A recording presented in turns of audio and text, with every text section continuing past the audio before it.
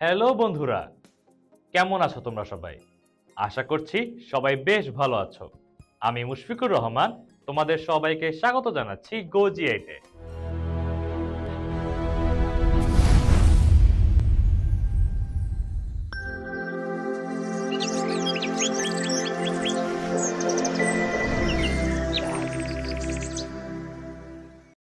বন্ধুরা, আমাদের আজকে ইউনিটটিতে 5টি লেসন রয়েছে।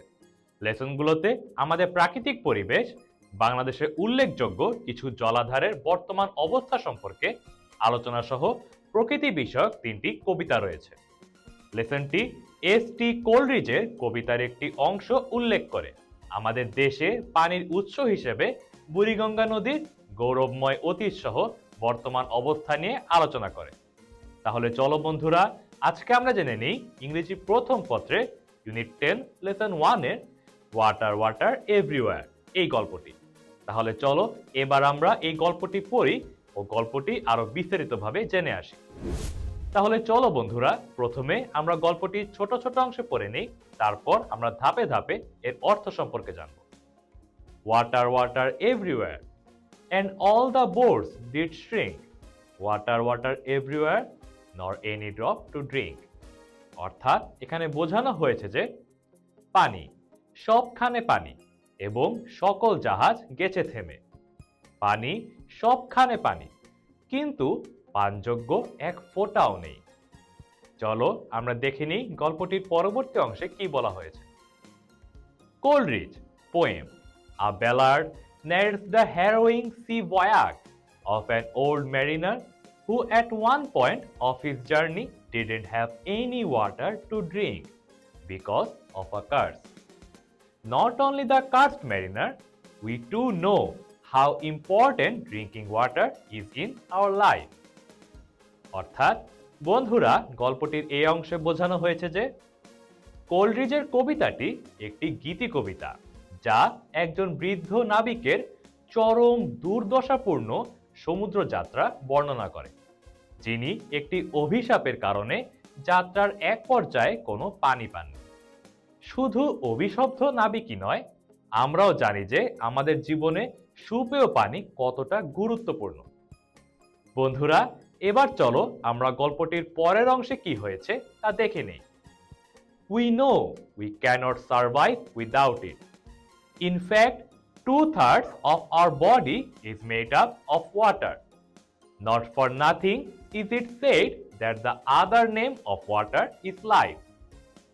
Is there a crisis in our time with regard to access to clean drinking water? অর্থাৎ আমরা জানি এটা ছাড়া আমরা বাঁচতে পারি না। বস্তুত আমাদের শরীরের 3 ভাগের 2 ভাগই পানি। এজন্যই বলা হয়ে থাকে যে পানির অপর নাম জীবন। আমাদের সময়ে কি বিশুদ্ধ খাবার পানির কোনো সংকট আছে? বন্ধুরা, গল্পটির পরবর্তী অংশে বলা হয়েছে যে The United Nations in a meeting on the eve of the new millennium identified the drinking water problem as one of the challenges for the future. But do we need to worry about the problem as ours is a land of rivers and we have plenty of rainfall? Besides, we have a sea in our backyard too. বন্ধুরা, গল্পের এই অংশের বাংলা অর্থ হচ্ছে নতুন সহস্রাব্দের প্রাককালে একটি সম্মেলনে জাতিসংঘ খাবার পানির সমস্যাকে ভবিষ্যতের একটি প্রধান সমস্যা বলে চিহ্নিত করেছে। কিন্তু যেহেতু আমাদের দেশ নদীমাতৃক এবং এখানে পর্যাপ্ত বৃষ্টিপাত হয়, সেহেতু আমাদের কি এই সমস্যা সম্পর্কে চিন্তিত হওয়ার প্রয়োজন আছে? তাছাড়া পাশেই আমাদের একটি সমুদ্রও আছে। বন্ধুরা, গল্পটির পরবর্তী অংশে বলা হয়েছে One of the sources of water in our country is the rivers. Rivers are everywhere in our life, literature, economy, and culture. But are the rivers in good shape? Unfortunately, they are not. অর্থাৎ আমাদের দেশে পানির একটি অন্যতম উৎস হচ্ছে নদী। আমাদের জীবন, সাহিত্য, অর্থনীতি ও সংস্কৃতির সর্বস্তরেই নদী জড়িয়ে আছে। কিন্তু নদীগুলো কি সঠিক আকারে আছে? দুর্ভাগ্যজনকভাবে তা নেই। বন্ধুরা, গল্পটির পরবর্তী অংশে বলা হয়েছে যে a few are already dead and several are going through the pangs of death. The river Buriganga is an example of a dying river. A report published in the Daily Sun describes what has happened to the river Buriganga and why. Its water is polluted and a perpetual stench fills the air around it. But that is not what it was like before. অর্থাৎ কিছু ইতোমধ্যেই মরে গেছে এবং বেশ কিছু মৃতপ্রায়। বুড়িগঙ্গা নদী মৃতপ্রায় নদীর একটি উদাহরণ। ডেইলি সান নামক পত্রিকায় প্রকাশিত একটি প্রতিবেদনে বুড়িগঙ্গা নদীর কি হয়েছে এবং কেন হয়েছে তা বর্ণনা করা হয়েছে।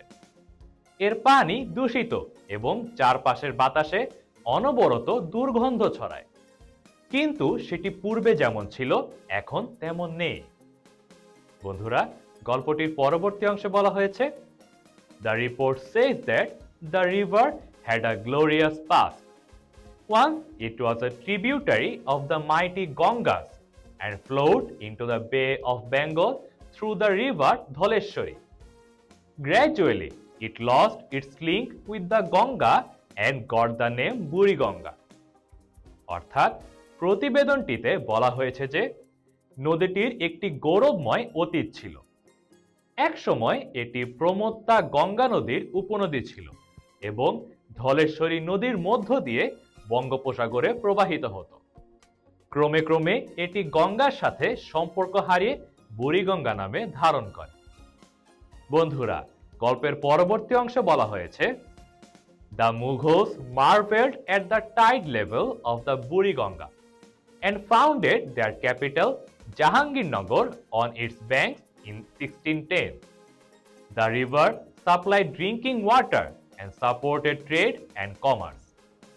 Jahangirnagar was renamed Dhaka, which grew into a heavily populated city with a chronic shortage of space. বন্ধুরা, গল্পের এই অংশের বাংলা অর্থ হচ্ছে মুঘলরা বুড়িগঙ্গার জোয়ার দেখে বিস্মিত হয়েছিল এবং 1610 সালে এর তীরে তাদের রাজধানী জাহাঙ্গীরনগর গড়ে তুলেছিল। নদীটি সুপেয় পানি যোগান দিত এবং ব্যবসায় বাণিজ্যে সহায়তা করত। জাহাঙ্গীরনগরের পুনঃনামকরণ ঢাকা করা হয়, যা দীর্ঘস্থায়ী স্থান স্বল্পতা সহ একটি জনবহুল শহরে পরিণত হয়।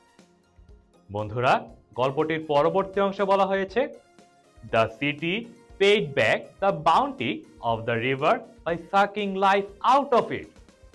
According to newspaper reports, the Buriganga is dying because of pollution.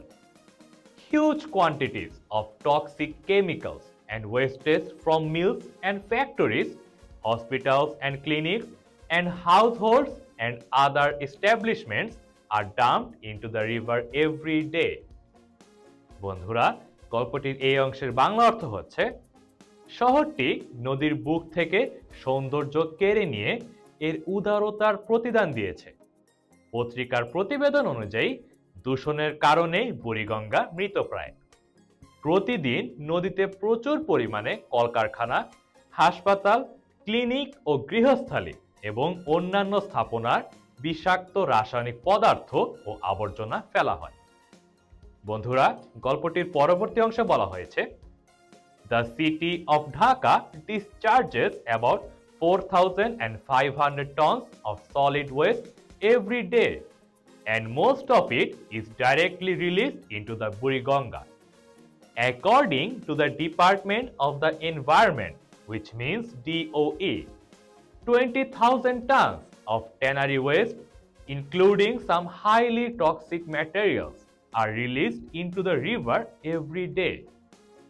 অর্থাৎ ঢাকা শহর প্রতিদিন প্রায় 4,500 টন নিরেট আবর্জনা নির্গমন করে এবং তার অধিকাংশই সরাসরি বুড়িগঙ্গায় ফেলা হয়। পরিবেশ অধিদপ্তরের ভাষ্যমতে প্রতিদিন এই নদীতে উচ্চমাত্রার বিষাক্ত দ্রব্য সহ 20,000 টন চামড়াজাত আবর্জনা ফেলা হয়। বন্ধুরা, চলো আমরা দেখে নিই গল্পটির পরবর্তী অংশে কি বলা হয়েছে। Experts identified 9 industrial areas in and around the capital city as the primary sources of river pollution. Tongi, Tejgaon, Hazaribagh, Tarabo, Narayanganj, Savar, Gazipur, Dhaka export processing zone and Ghorashal. অর্থাৎ বিশেষজ্ঞরা নদী দূষণের প্রাথমিক উৎস হিসেবে রাজধানীর ভেতরে ও আশেপাশের 9টি শিল্প এলাকাকে চিহ্নিত করেছেন। টঙ্গী, তেজগাঁও, হাজারীবাগ, তারাবো, নারায়ণগঞ্জ, সাভার, গাজীপুর, ঢাকা রপ্তানি প্রক্রিয়াকরণ অঞ্চল এবং ঘোড়াশাল। বন্ধুরা, গল্পটির পরবর্তী অংশে বলা হয়েছে, the river would need a monster stomach to digest all the wastes mentioned above. There is a limit up to which it can put up with its cruel and thoughtless treatment. There are other rivers in the country that are suffering the same fate. Unless we take care of our rivers, there may come a time when we will cry, water, water, and find it nowhere. অর্থাৎ উপরে উল্লেখিত সব আবর্জনা হজম করতে নদীটির একটি দৈত্যের পাকস্থলী প্রয়োজন। নিষ্ঠুর ও বিবেক বর্জিত আচরণ সহ্য করার ক্ষেত্রে এই নদীটির একটি সীমা আছে। আমাদের দেশে আরও নদী আছে যেগুলো একই পরিণতির শিকার হচ্ছে।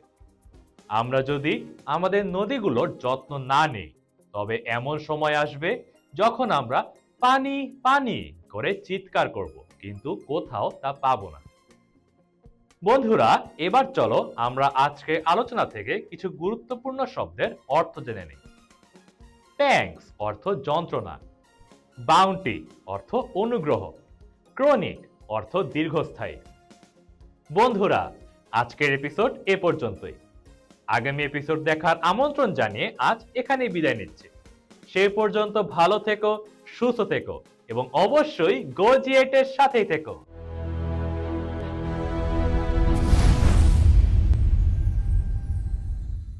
বন্ধুরা, এবার চলো আমরা আজকে আলোচনা থেকে কিছু গুরুত্বপূর্ণ নোটস জেনে নিই।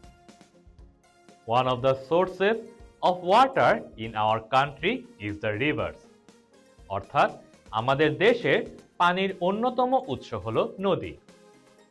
Jahangirnagar was renamed Dhaka, which grew into a heavily populated city with a chronic shortage of space.